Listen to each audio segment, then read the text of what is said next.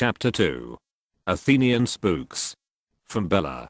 Subject, #4, hopefully a needle in haystack experience. Monday, the 28th of July 2008. Here's how we are being covered in the Israeli newspaper Haaretz. They and we will know more tomorrow. I like how they pretend to think we'd prefer a fight rather than actually to achieve our aims. Like the UK Daily Mail's similarly odd view of the anarchist black bloc but at sea. Bella. Israel fears European ship may sail to Gaza to break siege. Berak Ravid Haaretz, July 28, 2008. Israel is worried by reports that a group of left-wing activists from Europe plan to set sail for Gaza from Cyprus on August 5 under the slogan, "Breaking the Siege." The activists will reportedly include 3 members of the European Parliament. It is still not certain how serious the plans are. However, Israel fears that, if the ship does sail, it will create a provocation that would at best cause public relations damage, and could even result in violence. The Free Gaza movement and the International Solidarity movement are organizing the ship. Many of the latter's members have been barred from entering Israel on security grounds. The organizers have reportedly raised almost $300,000 to finance the operation, and recruited 60 people to sail with the ship. These include activists from several countries as well as journalists. According to the Free Gaza movement's website, the activists will include a Holocaust survivor, a survivor of the Palestinian Nakba, as Palestinians call Israel's creation in 1948, and other members of the Palestinian diaspora, in addition to the European parliamentarians. According to the website, the plan is for the boat to enter Gaza's territorial waters, and, more specifically, the special security zone that the Israel Navy has declared off limits to all boats. The organizers thereby hope to provoke a clash with the Navy that will end with them being forcibly arrested. An Israeli government source said that Israel still has little information about the plan, and it is not clear whether it will ever come off. A year ago, he noted, Israel received reports of a similar plan, but because of logistical difficulties the initiative never got off the ground. In conversations with their Israeli counterparts, Cypriot officials have expressed concern about the boat departing from their shores, but say they can do nothing to prevent it. According to the information that has reached Israel, however, Cyprus is not the only point of departure under consideration. The ship might also sail from Turkey or from Alexandria, Egypt. Israel is still trying to discover the ship's exact identity and more details about the organizers' intentions. It is also trying to decide how to respond. One option that has been raised in official discussions is to simply allow the ship to reach Gaza and thereby foil the organizers' apparent desire for a clash. Posted online at www.haaretz.com. Web links pages 1,006,191.html. Subject, #5, they're behind you. Boats located in Greece. Tuesday, the 29th of July 2008. And so am I, or is it all a cunning bluff? For immediate release. Can unarmed seaborne civilians break the siege of Gaza? A press conference at 13:00H, Tuesday, July 29th, International Press Center, Athens. Inaugurating the Free Gaza movement, sailing to Gaza. In August, unarmed Palestinians, Israelis, and internationals will sail directly to Gaza without going through Israeli territory and without seeking permission from Israeli authorities. They include an 81-year-old Catholic nun, an 83-year-old Holocaust survivor, Palestinians from Gaza, 16 nationalities, members of at least 4 major religions, and the international press. On Tuesday, July 29, 2008, the Free Gaza movement publicly introduces its international team along with the Greek vessels that will take volunteers from Cyprus to Gaza in popular solidarity with Palestinian human rights. From that day, any attempt to damage the project will be considered an act of aggression against a non-violent international human rights mission. The boats will stop at Greek ports to receive supporters, and there will be opportunities for the press and public figures to travel part of the way on board, and to broadcast from aboard ship with the latest high-speed satellite data systems. We hope this press conference gives our beautiful boats a little more protection. The last few days, with no one knowing about the project here, felt quite risky. If anything happened, would anyone care much? It was hard to feel the boats were safe if we took our eyes off them for even a moment. Now it's public knowledge, so there will be interest, and perhaps some Greek sense of ownership of the mission, and we think that may give us a little more protection. The press conference was apparently packed. Someone we are working with keeps saying, if there is an attack on the boats, it should be seen as an act of war against Greece. The specific location of the boats is still secret though. Read The Ship of Return by Charles Glass about the 1988 Ship of Return attempt, our only precursor that we are aware of. There are many similarities to their story and ours, and as I have been making lots of boat-related lists and plans, I have been very aware that the organizers of that attempt must have been making similar lists and plans, with similar hope in their hearts too, that I'm carrying. And for this the 3 Palestinian organizers were killed. For them also, I want this to succeed. Subject, 4 and counting. Wednesday, the 30th of July 2008. According to my colleague Paul, there have been several attempts to obstruct the project. First, earlier this year, we almost bought a boat. The owner agreed, but then stopped communicating with us, and we were told the boat had been removed from the market. Was this the result of pressure from some hostile source? Maybe.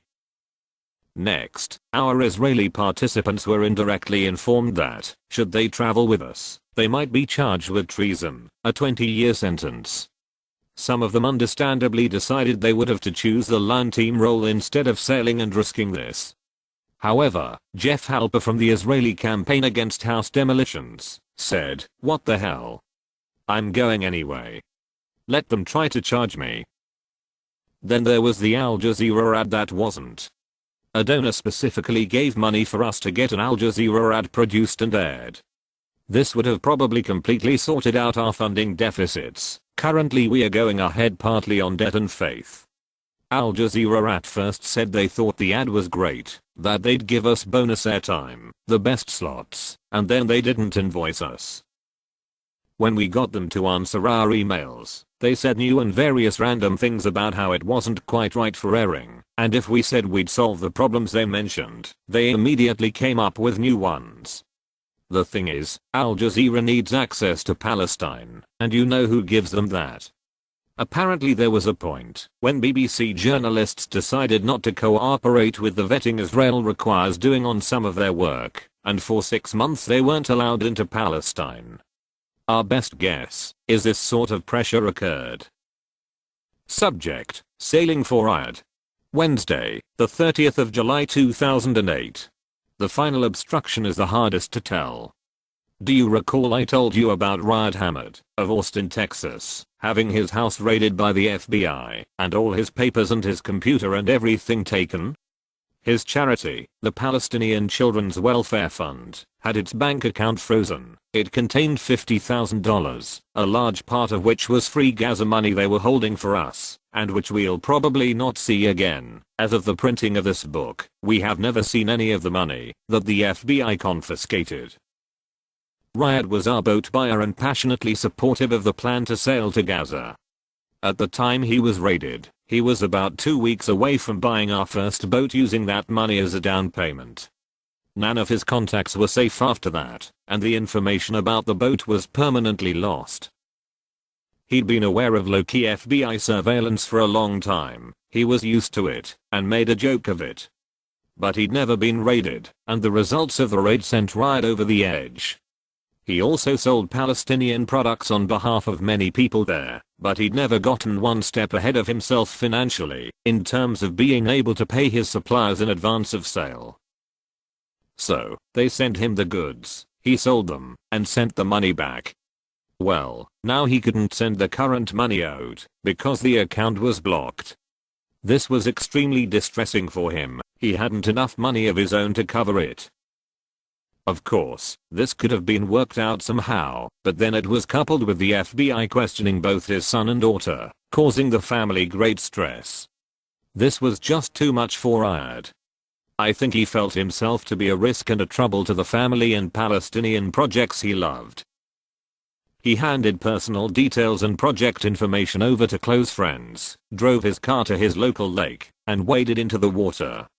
His hands and feet were taped together, but despite the inevitable speculation, people close to him believe this was suicide. Perhaps he was ensuring he would be successful, making a point about being forced into this choice.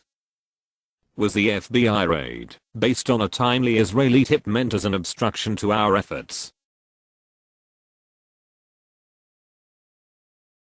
If so, we lost much more than a boat. I read the many eulogies from his memorial service. He was doing an impossible number of things for an impossible number of people. For example, while we were in Lebanon, my friend Eliza was asked by Riyad to visit a Palestinian family with 2 severely disabled children. He wanted to buy them wheelchairs and beds that wouldn't come to them in any other way.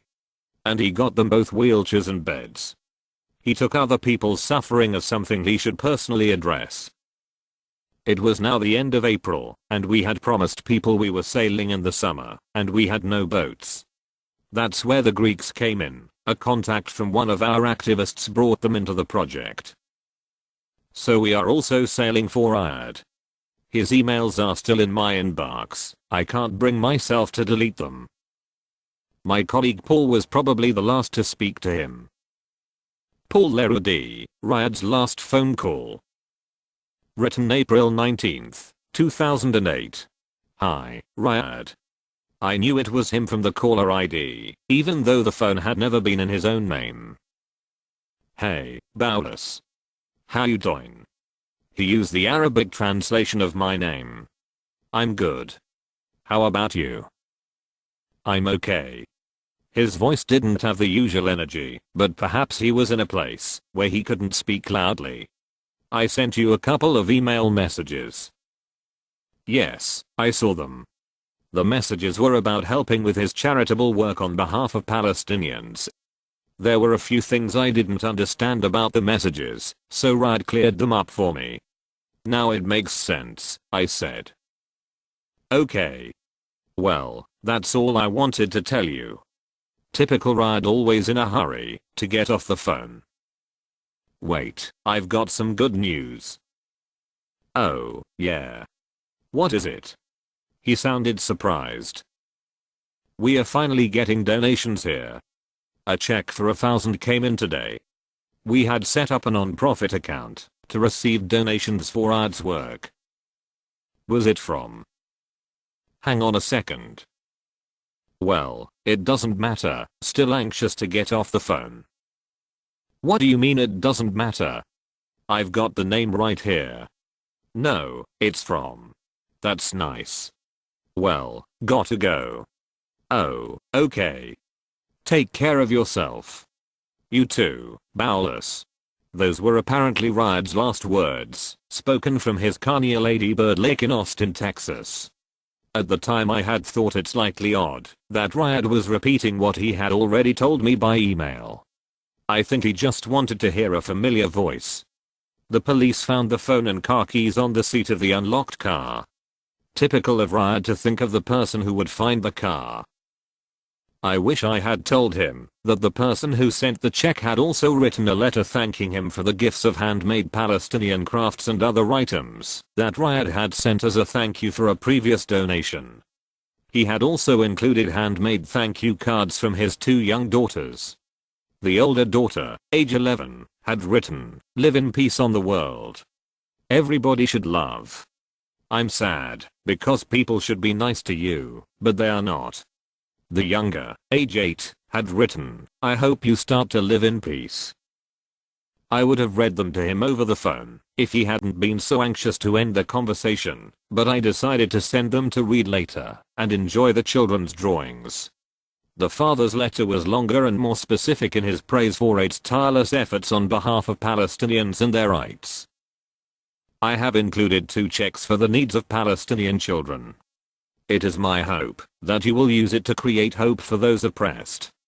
As we both see the dollar's value sink, the value of life, especially in the eyes of the Creator, never loses value. I extend this help to you and these children as if they were my own. We have the misfortune in living in very dark times, but in that darkness hope, love, and peace shine like the sun. To those that plant hope, they shall harvest peace. Harvest peace, Riyadh. Shukran for